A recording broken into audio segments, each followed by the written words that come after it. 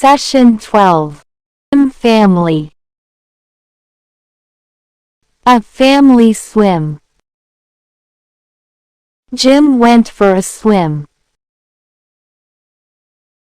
"Mom, I want to swim with him," said Jim's sister Kim.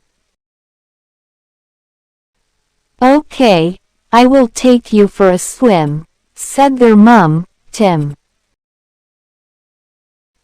Mom took Kim to swim with Jim. The three of them had a great time together,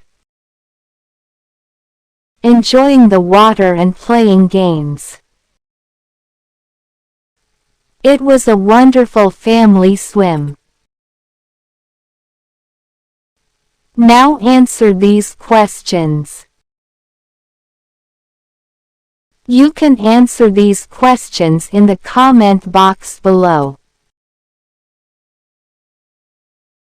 Question 1. Who went swimming first in the story? Question 2. Whom did Kim ask to take her to the pool? Question 3. How many people had fun together at the pool?